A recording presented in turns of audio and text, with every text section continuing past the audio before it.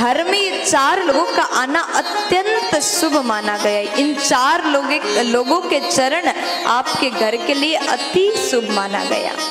तो ध्यान से सुनिएगा, ये 4 लोग कौन हैं जिनके चरण घर में पड़ने से हमारे घर में सुख शांति आ जाता है।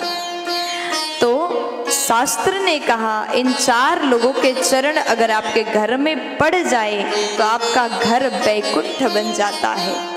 सर्वप्रथम जामाता यानी दामाद, जमाई, जो भी आपके भाषा में बोलते हो वही आप मान लीजिए, सोच लीजिए, ठीक है। क्योंकि यहाँ पर मुझे बहुत से जगह से लोग सुन रहे हैं, बहुत से देश से लोग सुन रहे हैं। दामाद के चरण, ज्वाई के चरण, सबके भाषा में बोलो, मुझे बहुत 2-4 भाषा में तो पता है लेकिन बहुत सारे भाषा में नहीं पता, ठीक है। तो जामाता संस्कृत में बोलते हैं। दामाद के चरण अति शुभ माना गया।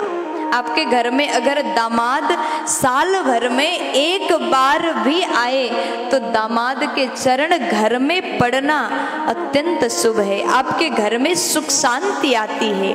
इसलिए कभी दामाद का निंदा मत करो, जमाई का तिरस्कार मत करो, दामाद का सम्मान करो। लेकिन दामाद के बारे में उतना बोलने की जरूरत मुझे नहीं है, क्योंकि दामाद जी अगर घर में आते हैं तो उनके लिए अलग ही स्वागत किया जाता है, 56 भोग खिलाया जाता है, खूब सेवा किया जाता है। और पहले दामाद जी और दूसरे नंबर में ननंद। अब यहाँ हर भाभियों को सुनने की जरूरत है, क्योंकि ननंद ज्यादा घर में आए तो भाभियां पहले से मुंह बना लेती हैं, मुंह फुला लेती हैं। ननंद अगर घर में आए तो वो चरण, ननंद के चरण भी अति शुभ माना गया।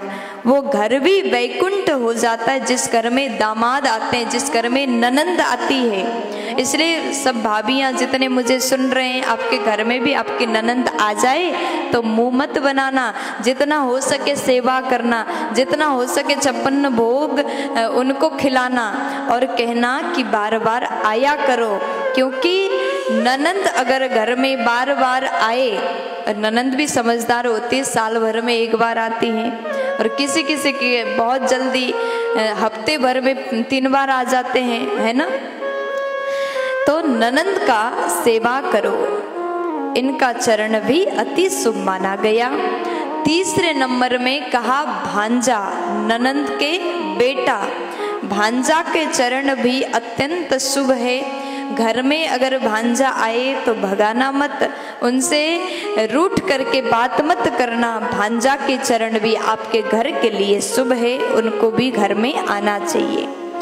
और चौथे नंबर में गुरुजन, महापुरुष, संत महापुरुष। संत महापुरुष के चरण जिस घर में पड़ता है वो साक्षात वैकुंठ बन जाता है। और संतों के चरण जिस घर में हो जाए वो घर के भाग्य खुल जाता है, उस घर के लोग धन्य हो जाते हैं जिस घर में संत का चरण आ जाता है, चरण पड़ता है। तो साल भर में संत अगर रोज रोज ना आए तो कम से कम अपने गुरुजी को साल भर में एक बार जरूर घर में बुलाओ।